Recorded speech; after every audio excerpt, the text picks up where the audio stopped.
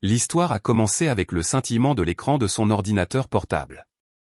Je marchais vers la cuisine pour chercher de l'eau, pieds nus, l'esprit à moitié endormi, quand quelque chose sur l'écran a attiré mon attention, un email intitulé « Vous êtes invité ». Célébration des cadres du groupe Stratosphère, vendredi, 19h. Tenue de soirée exigée. Le nom de Chloé figurait sur la liste des RSVP. J'ai fait défiler l'écran. Réception au champagne, sur le toit en centre-ville, organisée par Monsieur Dubois. Elle n'avait pas dit un mot. Elle me racontait toujours tout, des courses aux réunions. Mais pas ça. J'ai entendu le bruit léger de ses pas derrière moi avant qu'elle ne parle. « Tu es debout ?» a-t-elle dit avec trop de désinvolture. J'ai tourné l'écran vers elle. « Quand allais-tu me parler de ça ?»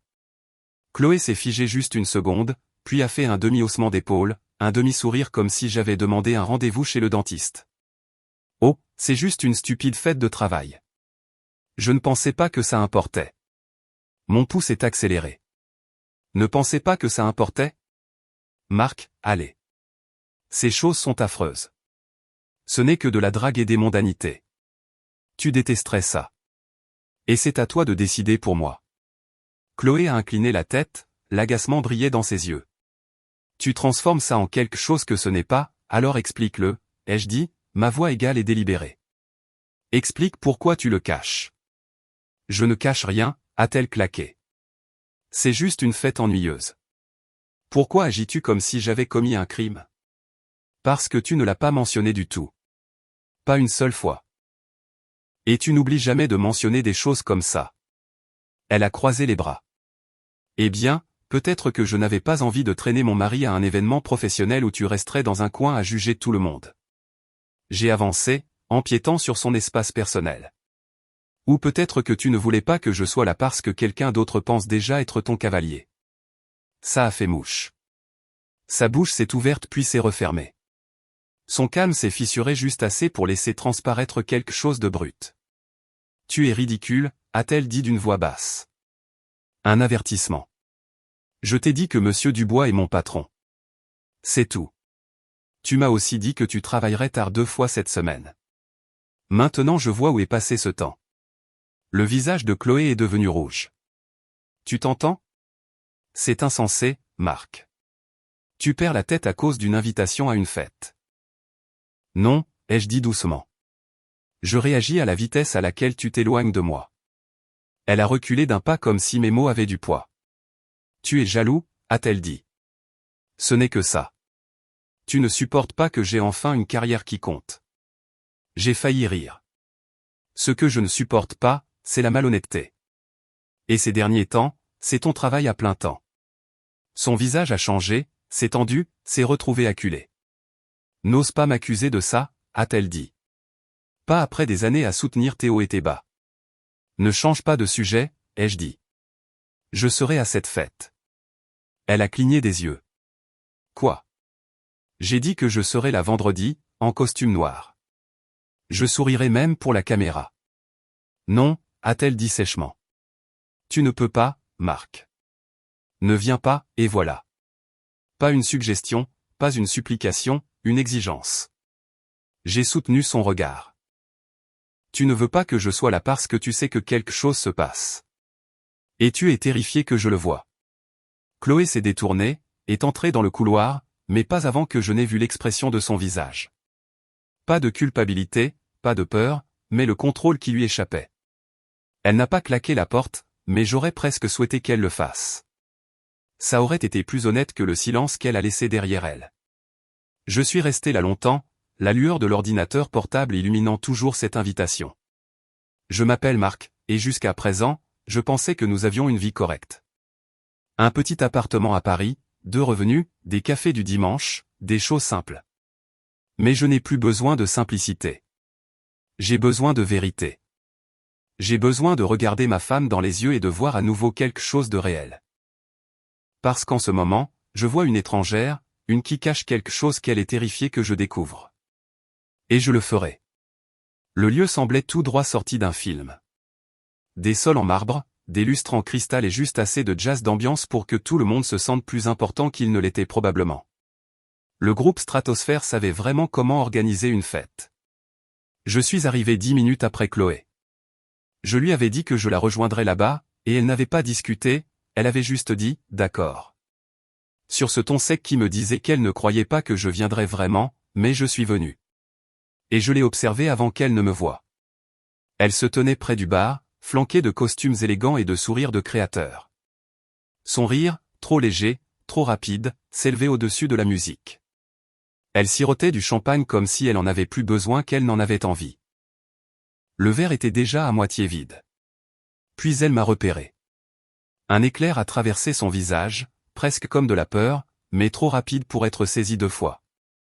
Elle est venue. Le même sourire tendu sur son visage. « Tu es venu ?»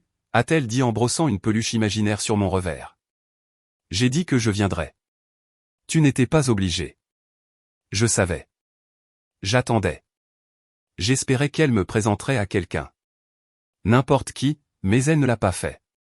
Ses yeux ont traversé mon corps, balayant la pièce comme si elle attendait une alarme incendie. « Tu veux quelque chose à boire ?» a-t-elle demandé, se détournant déjà. Je l'ai suivie jusqu'au bar, je l'ai regardé remplir son verre sans demander ce que je voulais. Autour de nous, le rire bouillonnait comme le champagne. Tout était poli et superficiel. Mais en dessous de tout ça, sous le jazz doux et les sourires brillants, quelque chose n'allait pas. Elle me regardait à peine.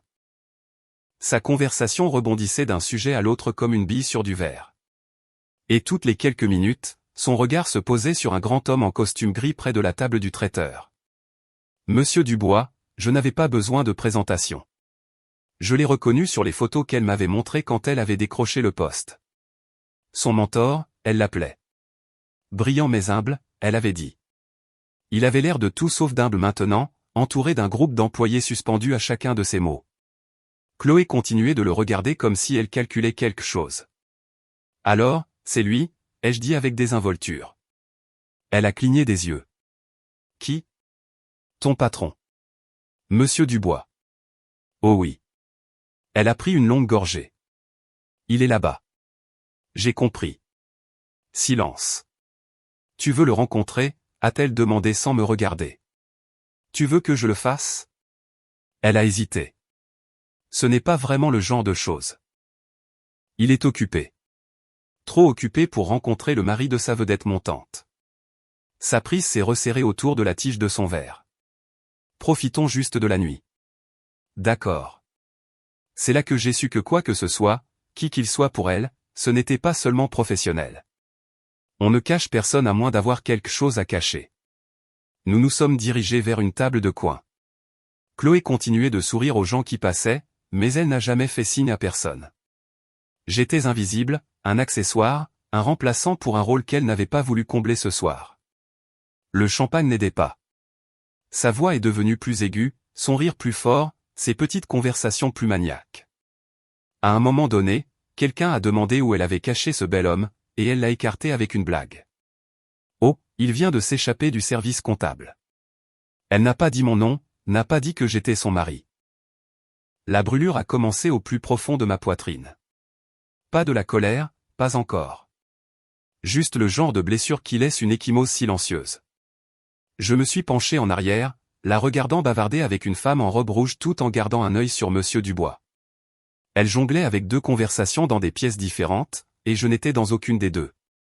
Et puis notre première dispute de la nuit. « Tu vas bien ?» ai-je demandé, en gardant un ton léger. Elle s'est retournée, surprise.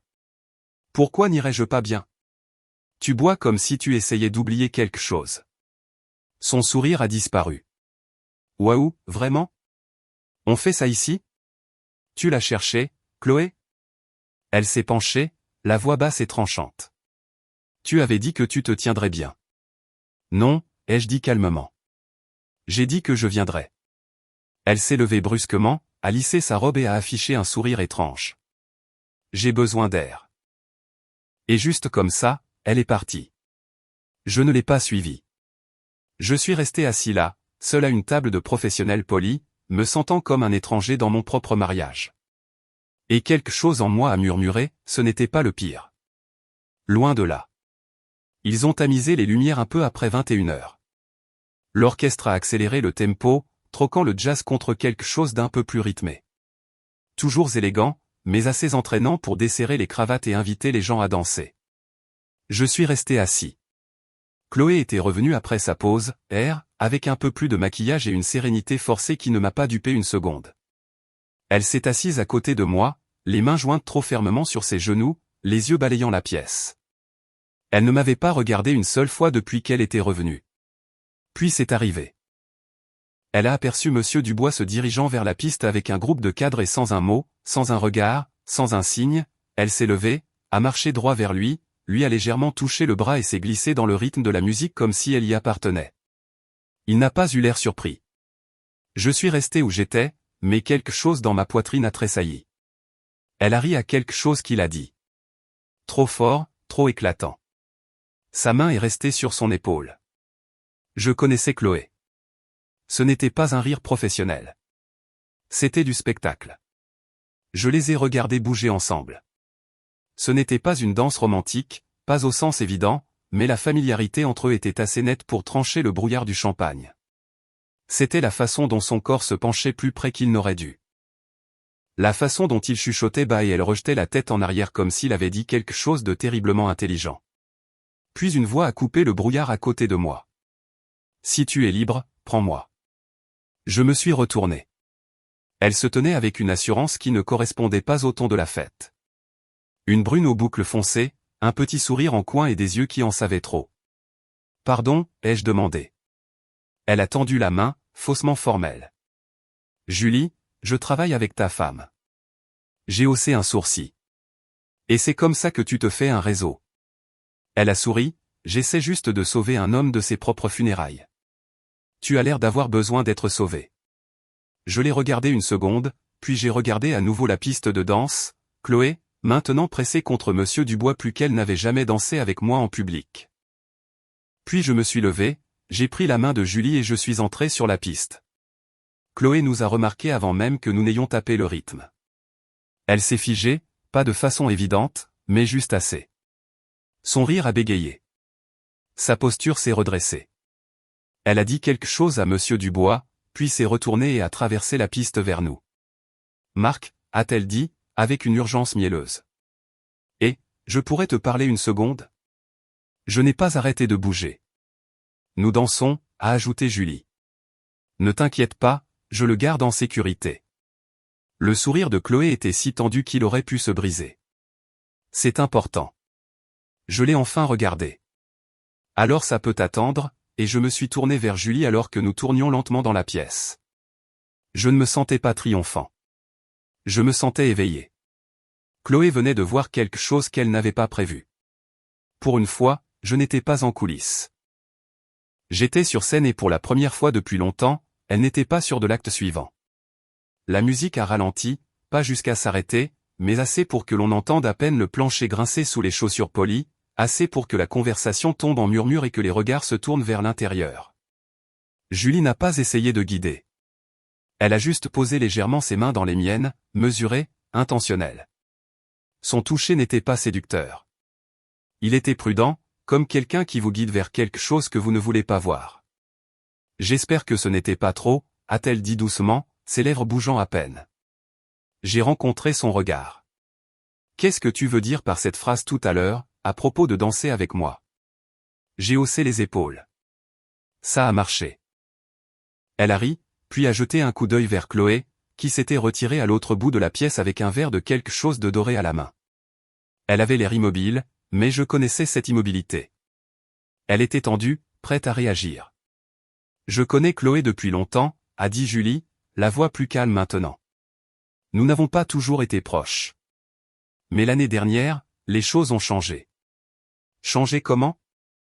Julie s'est penchée, sans me toucher, mais assez près pour donner l'impression qu'elle me chuchotait quelque chose de romantique, ce qu'elle ne faisait pas, il y a des rumeurs, a-t-elle dit. Je me suis raidi. Elle l'a senti. Elle a continué avec prudence à propos d'elle et de Monsieur Dubois.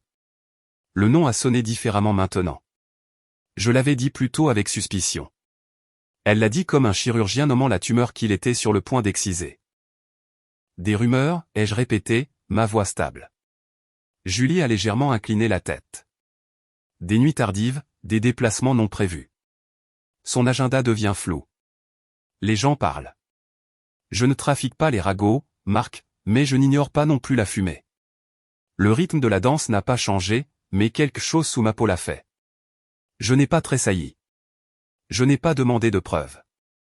J'ai juste regardé de l'autre côté de la pièce Chloé, souriant à nouveau, trop largement, à quelqu'un que je ne reconnaissais pas, riant trop fort, son verre maintenant vide, puis je me suis tourné vers Julie. Pourquoi me dis-tu ça? Ses yeux ont rencontré les miens. Parce que tu n'as pas eu l'air surpris quand je l'ai dit. Ça m'a arrêté. Quoi? J'ai dit, tu as l'air de quelqu'un qui sait depuis un moment, mais qui n'a pas eu les mots pour le dire. Je l'ai regardée. Elle n'avait pas tort. Il y a une douleur particulière à savoir quelque chose avant d'être prêt à l'admettre. Avant de vous permettre de le nommer. Nous nous sommes balancés en silence pendant quelques secondes de plus. Elle n'est pas stupide, a ajouté Julie. Elle nous a vus danser. Elle ripostera. J'ai souri faiblement. Laisse-la faire. La musique a changé de nouveau, un accord final s'est éteint comme un souffle retenu. Je me suis reculé, lâchant la main de Julie. Merci, ai-je dit. Pour la danse, a-t-elle demandé. Pour la clarté. Elle a hoché la tête une fois, puis est retournée dans la foule. Et moi? Je me suis tenu au bord de cette piste de danse polie, le cœur calme, les pensées aussi aiguisées que du verre. Rumeurs, murmures, calendrier qui ne s'accorde pas. Je n'étais pas encore en colère, mais j'étais quelque chose d'approchant. Et pour la première fois, je n'essayais pas d'éteindre un incendie. Je regardais où la fumée mènerait. Le café était calme. Un de ces endroits où la musique est douce et les tables en bois sont toujours légèrement collantes, peu importe le nombre de fois qu'on les essuie. Vincent aimait les endroits comme ça, sans prétention, privés, où il est facile de disparaître. Il s'est glissé dans la banquette en face de moi, habillé comme quelqu'un qui voulait se fondre dans le mobilier. Veste beige, pantalon beige, expression illisible. Tu as dit que c'était urgent, a-t-il dit. Pas de petite conversation. Ça l'est. Je lui ai tendu une feuille de papier pliée. Elle s'appelle Chloé. C'est son emploi du temps, ou ce qu'elle me dit qu'il est. Bureau, salle de sport, magasin. Répétez. Vincent l'a étudié avec la même attention que l'on donnerait à un plan de bâtiment que l'on est sur le point de cambrioler. Épouse, a-t-il demandé. J'ai hoché la tête. Ma femme. Tu la soupçonnes de tromperie? J'ai expiré par le nez. Je soupçonne quelque chose. Je ne tire pas de conclusion hâtive, mais j'ai besoin de savoir à quoi j'ai affaire. Vincent n'a pas cligné des yeux. Tu veux des photos? Non, juste la vérité. Il a fait un petit signe de tête, glissant le papier dans sa veste. Tu l'auras. 2 semaines. J'ai glissé une enveloppe sur la table. Ça devrait couvrir ton temps. Vincent l'a ramassé, sans prendre la peine de vérifier le contenu. Je te contacterai. Et juste comme ça, il était parti. Je suis resté là un moment, sirotant un café tiède et me demandant ce que cela disait de moi que je ne me sente pas coupable. Je ne cherchais pas un moment de « je l'ai eu ». Je ne cherchais pas à avoir raison. J'étais juste fatigué de me sentir comme la dernière personne dans la pièce à savoir ce qui se passait réellement dans sa propre vie. Cette nuit-là à la maison, les choses étaient différentes. Chloé était dans la cuisine quand je suis rentré tôt pour une fois. Elle avait de la musique, pas ses playlists habituelles, quelque chose d'entraînant, trop joyeux. Elle portait un tablier que je n'avais pas vu depuis des mois, fredonnant comme un personnage de sitcom essayant de distraire le public du chaos en coulisses. Salut, a-t-elle appelé. Tu es rentré tôt. Oui, ai-je dit, posant mes clés. Je pensais te surprendre, a-t-elle rayonné. Eh bien, surprise. Tu arrives juste à temps pour le dîner. J'ai fait ce poulet au citron que tu aimes. Je l'ai regardé se déplacer dans la cuisine trop vite, trop animé. Chaque mot qu'elle prononçait était un cran plus fort que d'habitude. Elle souriait trop, riait trop vite, me complimentait d'une manière qui ne correspondait pas au moment. Tu es vraiment beau ces derniers temps, au fait, a-t-elle dit en posant une assiette. Nouveau parfum. Non, la même chose. Elle a hoché la tête trop fort. Eh bien, ça marche. Nous avons mangé dans un rythme étrange.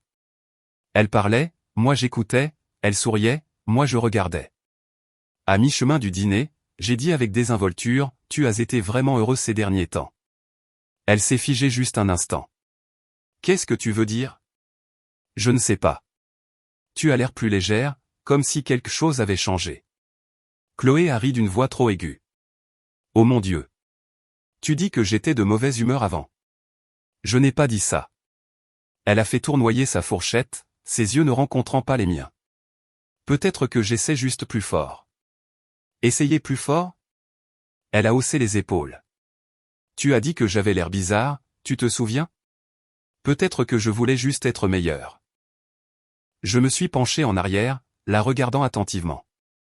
Tu ne t'es jamais soucié de ce que je pensais de ton humeur avant. Chloé a hésité juste un instant, puis a souri à nouveau, cette fois plus lentement. Eh bien, peut-être que je le fais maintenant. Et voilà.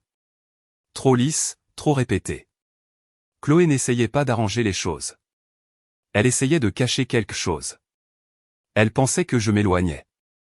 Et maintenant elle posait des miettes, espérant que je les suivrais dans la mauvaise direction. Ça a presque marché. Presque. 2 semaines s'écoulèrent plus lentement que prévu. C'est étrange comme une journée peut paraître longue quand on observe quelqu'un de trop près, quand chaque mot, chaque mouvement, chaque instant semble être un indice possible. Chloé s'était installée dans cette nouvelle version d'elle-même. Trop conciliante, trop douce. Elle préparait le dîner la plupart des soirs maintenant. Elle me posait des questions sur ma journée comme si elle voulait vraiment savoir. Elle riait même de mes vieilles blagues, celles qu'elle avait l'habitude de lever les yeux au ciel.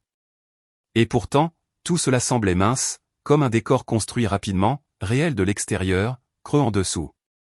Vendredi après-midi, je suis entré dans le bureau de Vincent, au 3e étage d'un immeuble du centre-ville que personne ne remarque jamais. Pas de réceptionniste, juste un couloir qui sentait le vieux café et le nettoyant pour tapis. Il a ouvert la porte avant que je ne frappe. « Marc » a-t-il dit, d'une voix toujours aussi plate. « Entrez. » La pièce était exactement ce à quoi on s'attendait. Armoire métallique, chaise en cuir qui grinçait trop fort, un bureau sans rien de personnel. Il s'est assis, a glissé un dossier vers moi. « J'ai tout examiné » a-t-il dit. Je l'ai suivi la plupart des jours. Elle a une routine stricte. Bureau, épicerie, parfois la salle de sport, un déjeuner avec une collègue, une nuit de travail tardive, mais elle est restée à l'intérieur du bâtiment tout ce temps. J'ai feuilleté les photos. Des clichés flous de Chloé marchant sur des parkings, achetant du céleri, faisant la queue dans un café.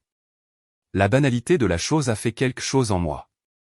Pas de contact avec Monsieur Dubois en dehors du bureau? Ai-je demandé.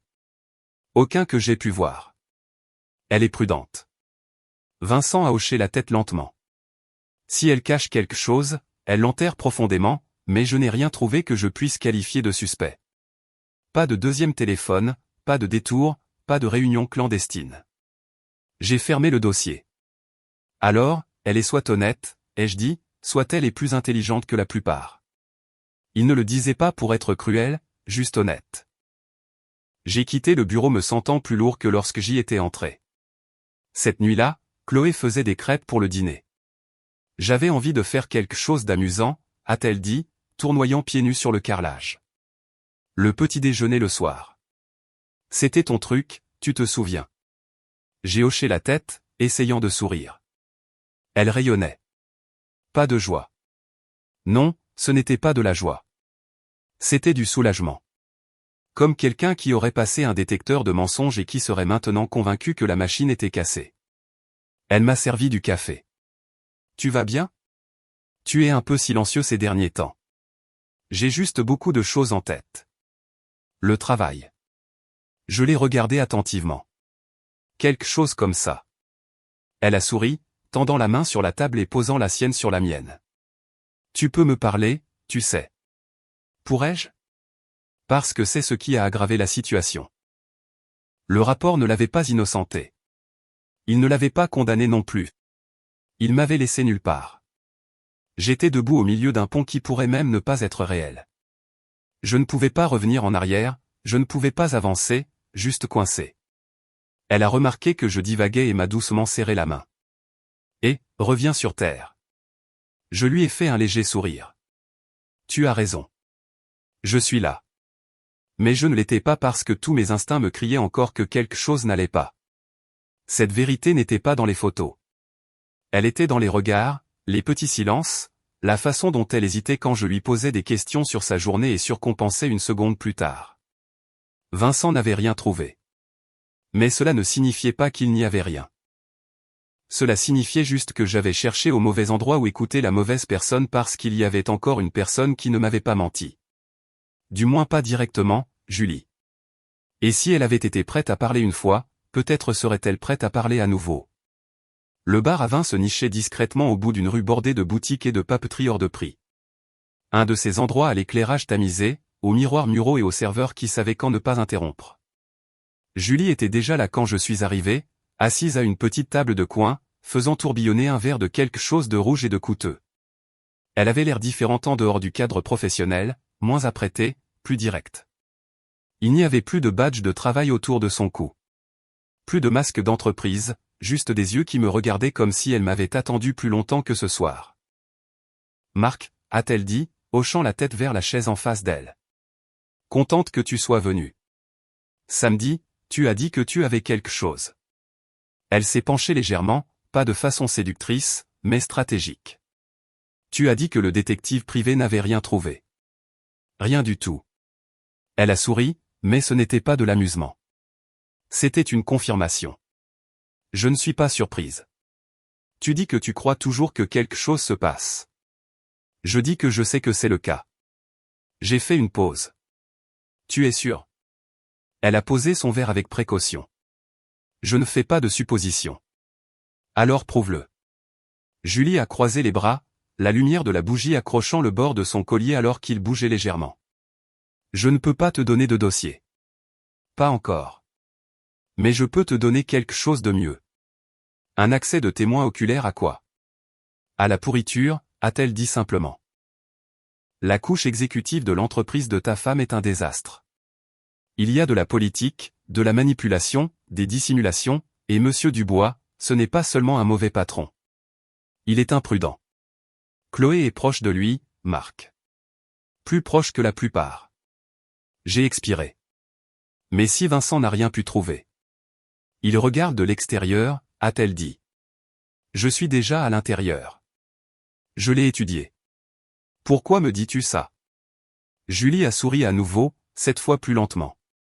Parce que tu mérites de savoir. Et parce que je suis fatigué de voir la vérité se faire enterrer. Il y a eu une pause. Quelque chose a changé sur son visage. Puis elle a attrapé son vin et a dit, il y a une autre solution. Je peux tout exposer. Tout. Mais ça me coûtera tout. Je me suis penché. Qu'est-ce que tu dis? Elle a touché le bord de son verre, le traçant lentement. Si je me manifeste, je perds mon emploi. Je perds tout avenir dans cette entreprise. Je pourrais même faire face à des pressions légales, mais je le ferai parce que quelqu'un doit dire la vérité. Je n'ai pas peur des conséquences. Il y avait quelque chose dans sa voix. De la résolution, bien sûr, mais autre chose aussi. Un éclat dans ses yeux que je n'avais jamais vu auparavant. Tu es prête à détruire ta carrière pour ça? Le sourire de Julie était mince. Peut-être qu'elle avait besoin de brûler de toute façon. Je ne savais pas quoi dire. Et puis elle a tendu la main sur la table. Pas loin, pas agressive, juste assez pour que ses doigts effleurent les miens. Bien sûr, a-t-elle dit, la voix plus douce maintenant. Ça aide de savoir que quelqu'un écoute. Quelqu'un qui veut la vérité aussi désespérément que moi. Ce contact, ce n'était pas romantique. Pas vraiment. C'était un défi, un pari. Et je n'ai pas retiré ma main. Pas tout de suite. Je l'ai juste regardé et j'ai dit, alors dis-moi tout. Et pour la première fois depuis des semaines, j'ai ressenti quelque chose comme un mouvement. Pas une évasion, pas une conclusion, mais un élan. Et l'élan, quand on a été coincé dans une maison de mensonges, semble dangereusement proche de l'espoir. Il était un peu plus de 9 heures lorsque la première alerte a illuminé mon téléphone. Au début, je n'ai pas réagi. J'étais sur le canapé, les lumières tamisées, à moitié en train de regarder un documentaire. J'avais déjà oublié le titre, le genre de soirée passive dans laquelle on tombe quand sa vie semble trop compliquée pour être touchée. Puis la deuxième alerte est arrivée. Puis la troisième. À la 5e, j'ai coupé le son de la télévision et je me suis redressé. Allégation de faute professionnelle d'entreprise. Utilisation abusive des fonds de l'entreprise par des cadres. Enquête interne lancée. Le nom de l'entreprise clignotait encore et encore en gras. Groupe Stratosphère. Et dans le 3e titre en bas, un nom que je ne m'attendais pas à voir si tôt. Julie Brinet, consultante senior, s'exprime sur des allégations de violations éthiques. J'ai fixé l'écran, retenant mon souffle. L'article n'était pas long, juste quelques citations, soigneusement formulées, légalement sûres, mais lourdes de sous-entendus. Julie avait qualifié la culture de toxique, non réglementée, hostile. Elle n'avait pas directement pointé Monsieur Dubois du doigt, mais elle avait tenu la lampe de poche juste assez longtemps pour que tout le monde voie la forme dans l'ombre. Et sous les lignes, si vous saviez les lire, il y avait des références claires à des démêlés personnels, du favoritisme dans les promotions et une atmosphère de silence maintenue par une coercition subtile. Il ne disait pas le nom de Chloé, mais ce n'était pas nécessaire. J'ai actualisé le fil d'actualité. 3 autres médias l'avaient repris. Un titre disait « Un lanceur d'alerte interne révèle les secrets des cadres d'une grande entreprise de conseil ». J'ai cliqué sur les citations. J'ai relu les passages sur les indiscrétions de la direction, sur les lignes floues, sur la pression tacite exercée sur le personnel subalterne pour plaire à ceux qui tenaient les rênes. Le nom de Julie était en gras. Son visage n'était pas photographié, mais je pouvais le voir de toute façon, calme, posé. La façon dont elle m'avait regardé à travers ce bar à vin lorsqu'elle avait dit que ça devait brûler de toute façon. J'ai posé mon téléphone et je me suis assis en silence. Pas le genre anxieux qui bourdonne dans la poitrine. Non, ce silence était pur. Un silence qui vient quand on réalise qu'une vérité que l'on soupçonnait vient d'être inscrite dans le monde. Publiée, horodatée, plus seulement la vôtre à portée. J'ai jeté un coup d'œil à la porte. Chloé n'était pas encore rentrée. Elle avait dit qu'elle travaillait tard. Elle avait envoyé un SMS vers 18h. Pourrait rentrer tard. Monsieur Dubois nous fait trimer sur les diapos pour le 4e trimestre. Désolé. Ce message semblait venir d'une autre vie maintenant parce que le nom de Monsieur Dubois était sur le point de devenir tendance pour toutes les mauvaises raisons. Et la proximité de Chloé avec lui allait lui coûter plus qu'elle ne le savait. L'ironie ne m'a pas échappé. Tous ces jours où elle se déplaçait autour de moi comme si j'étais une question à laquelle elle n'avait pas le temps de répondre. Toutes ces nuits où elle se blottissait à côté de moi en agissant comme si elle n'avait rien à expliquer. Maintenant, elle n'aurait pas à me l'expliquer. Elle devrait l'expliquer à son entreprise, à son équipe des ressources humaines, peut-être même à des avocats. Julie avait allumé l'allumette et maintenant le bâtiment commençait à fumer. La porte claqua si violemment qu'un des cadres photos vacilla contre le mur. Je ne bougeais pas. Chloé se tenait dans l'embrasure, trempée par la pluie froide d'octobre. Le mascara coulant sur ses joues, le souffle haletant comme si elle avait couru 5 pâtés de maison sans s'arrêter. « Tu as monté ça, halta-t-elle. » Elle n'avait même pas fermé la porte. Elle s'ouvrait derrière elle comme un rideau de scène dans une pièce tragique. Je restais assis sur le canapé, les mains jointes, le téléphone posé face contre table devant moi, son titre toujours ouvert dans une demi-douzaine d'onglets. « Dis quelque chose, cria-t-elle, fonçant vers moi. Dis-moi que ce n'est pas ton fait. Je n'ai pas écrit l'article, dis-je platement. Mais tu l'as laissé faire. Chloé me pointa un doigt tremblant, la voix brisée. Tu lui as donné quelque chose. Tu as dû. Il n'y a aucun moyen que Julie ait pu savoir. Je ne lui ai rien donné, dis-je calmement. Elle a trouvé son propre courage. Quelque chose que tu as perdu il y a longtemps. Son visage se tordit, fureur et panique enfermés dans une danse désespérée. Elle ment. Tu sais qu'elle ment. Quelle partie, demandai-je, toujours assis. La partie sur les liaisons ou la partie où Monsieur Dubois a utilisé sa position pour élever des personnes avec qui il couchait? Chloé tressaillit. Tu penses que j'ai couché avec lui? Je sais que quelque chose s'est passé, dis-je. La façon dont tu le regardais. La façon dont tu as arrêté de me regarder. Elle prit une inspiration tremblante. Ce n'est pas juste. Non, dis-je, me levant lentement. Ce qui n'est pas juste, c'est la façon dont tu as transformé ce mariage en une performance, souriant au dîner tout en mentant effrontément, cachant des événements, évitant les questions, me laissant dans l'obscurité pendant que tu brillais sous les feux de sa rampe. Les larmes dévalèrent son visage. Des lignes noires traçant vers son menton. Je ne voulais pas que ça aille aussi loin. Je ne voulais pas, tu ne voulais pas te faire prendre, l'interrompis-je. C'est ce que tu veux dire. J'essayais de protéger. Tu essayais de te protéger, Chloé. Ses genoux fléchirent et elle s'affala sur le bord de la table basse, les épaules tremblantes. Je ne l'aimais pas, murmura-t-elle. Je fis une pause. Et ça est censé rendre ça plus facile? Elle leva les yeux, désespérée. Je ne voulais pas que ça arrive. C'était juste une étape à la fois. Et puis je n'ai pas pu revenir en arrière.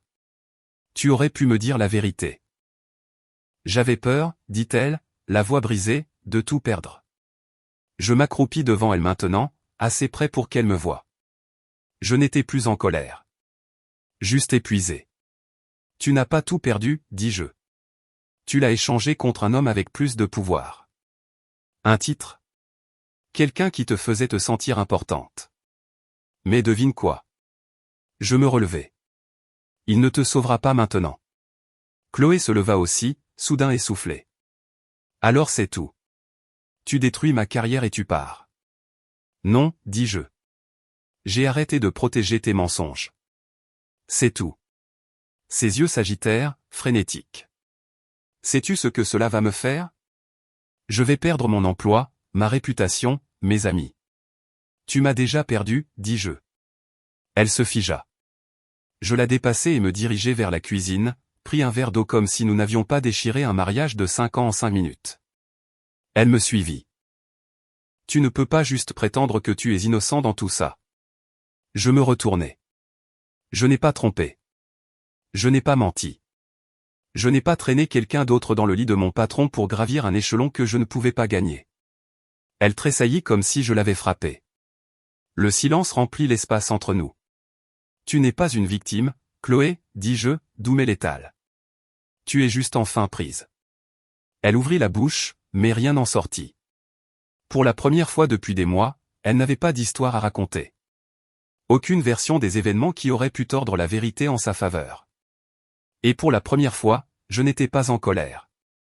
J'étais libre. La salle d'audience n'avait rien de dramatique. Pas de halètement, pas de coups de marteau, juste des voix calmes, des pages qui tournent et le soupir occasionnel des avocats attendant que leurs heures facturables s'écoulent. Chloé était assise 2 rangées devant moi, les cheveux tirés en arrière trop serrés, vêtue d'un blazer qui ne lui allait plus comme avant. Sa posture était toujours soignée, mais ses mains la trahissaient, tremblant légèrement, ses doigts se serrant et se desserrant sur ses genoux. Ce n'était pas un tribunal pénal. C'était un tribunal civil. Elle avait poursuivi le groupe Stratosphère pour licenciement abusif, affirmant que l'enquête qui avait suivi le scandale divulgué l'avait injustement ciblée, avait utilisé des ragots comme armes et avait violé le processus interne régulier. Mais les preuves disaient le contraire. Des courriels, des horaires de réunion, des témoignages de collègues, certains anonymes, d'autres non. Julie leur avait tout donné. Et bien que son nom n'ait pas été directement mentionné dans cette salle d'audience, ses empreintes digitales étaient partout dans la documentation. Et les miennes. J'étais juste un témoin. Calme, factuel. J'ai témoigné de ce que je savais. Son comportement changeant. La fête. La nuit où elle avait insisté pour que je reste à l'écart. Comment elle avait minimisé sa relation avec Monsieur Dubois encore et encore, même en privé. Son avocat a essayé de me déstabiliser. Monsieur Leclerc, pensez-vous que votre relation personnelle avec la plaignante puisse teinter votre interprétation de ces événements? Non, ai-je dit simplement. Je les ai vécus. Chloé ne m'a pas regardé une seule fois. Ni pendant mon témoignage, ni pendant que le juge lisait les protocoles des RH de l'entreprise, ni pendant que l'équipe juridique exposait le réseau de promotion, les dossiers de voyage et les entrées d'agenda qui se chevauchaient entre elle et Monsieur Dubois et qui étaient trop nombreuses pour être considérées comme une coïncidence. Le jugement n'a pas tardé. Au vu de la documentation présentée, a déclaré le juge, le tribunal ne trouve aucun motif pour étayer une demande de licenciement abusif. Chloé a à peine réagi. Pas d'éclat, pas de larmes, juste un clignement d'yeux. Lent, résigné, comme si elle avait déjà su que cela arriverait. Comme si la seule chose qu'elle avait espérée était que peut-être, juste peut-être, je ne me présenterais pas. Mais je l'avais fait, non pas par vengeance, mais par nécessité. Ensuite, je suis sorti dans l'air vif d'octobre, déboutonnant mon col alors que le vent balayait le parking. Je m'attendais à moitié à ce qu'elle me suive, à ce qu'elle dise quelque chose, à ce qu'elle essaie une dernière fois, mais elle ne l'a pas fait. Elle est restée à l'intérieur de ce bâtiment et c'est peut-être laquelle appartenait maintenant, dans des pièces pleines de conséquences chuchotées et de fins officielles et silencieuses. Le lendemain, j'ai reçu une enveloppe de papier craft par la poste. Documents finaux, partage des biens. Elle avait tout signé. Pas de notes, pas d'excuses, juste des signatures et le silence. Je me tenais dans la cuisine, tenant cette enveloppe comme si elle pesait plus qu'elle n'aurait dû. Comme si le papier pouvait porter tout le poids d'un foyer brisé, d'un amour démantelé et d'années de questions auxquelles je n'aurais jamais de réponse. Et pourtant, ça n'a pas fait mal comme je l'aurais pensé. C'était juste une clôture livrée sous forme légale. Et avec elle, la dernière porte s'est doucement refermée. Il s'était écoulé 3 jours depuis le verdict. L'appartement était silencieux d'une manière qui semblait méritée. Pas de chaussures près de la porte qui n'étaient pas les miennes. Pas d'odeur de son parfum persistant dans le couloir. Pas de couverture soigneusement pliée cachant le désordre émotionnel. Juste de l'espace. Et du silence.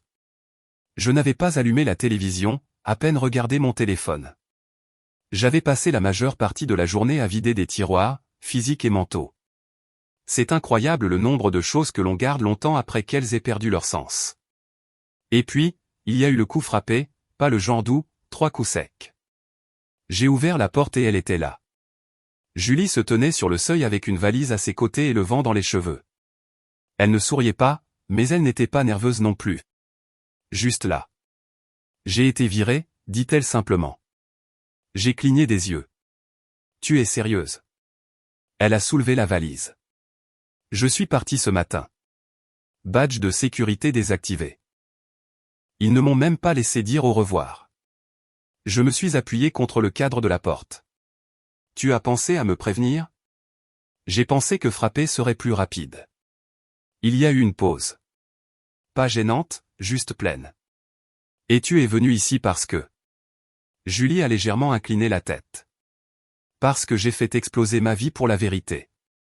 Et tu es la seule personne dans cette ville qui n'a pas scié quand ça a éclaté. Elle est entrée avant que je ne puisse répondre. A posé la valise contre le mur, a marché vers la fenêtre comme si elle avait déjà été là auparavant. Tu ne demandes pas à rester, ai-je dit. Non, a-t-elle répondu, se retournant. Je te dis que je vais rester ici un peu. Il y avait ça, cet éclat dans ses yeux. Le même que j'avais vu sur la piste de danse, au bar à vin, à la barre des témoins, confiance mêlée de défi. Et qu'est-ce que nous sommes exactement maintenant, ai-je demandé. Elle a haussé les épaules, imperturbable. 2 personnes avec beaucoup de bagages et au moins une cafetière qui fonctionne. Je n'ai pas pu m'empêcher de rire. C'est une exigence minime. Elle a souri. C'est un début. Elle a ramassé sa valise, l'a traînée à mi-chemin de la chambre d'amis, puis a fait une pause. Ça te va, a-t-elle demandé, se retournant. J'ai regardé autour de l'appartement les coins maintenant vides, les surfaces propres, la page blanche. Je ne sais pas ce que c'est, ai-je admis. Mais je sais que ce n'est pas un mensonge. C'est tout ce que j'ai à offrir. C'est tout ce que je demande. Elle a hoché la tête, puis a disparu dans le couloir avec sa valise traînant derrière comme un point d'interrogation. Je suis resté là un instant de plus, la main toujours posée sur la porte. Puis je l'ai refermée. Pas avec force, juste assez pour dire que ce chapitre est clos.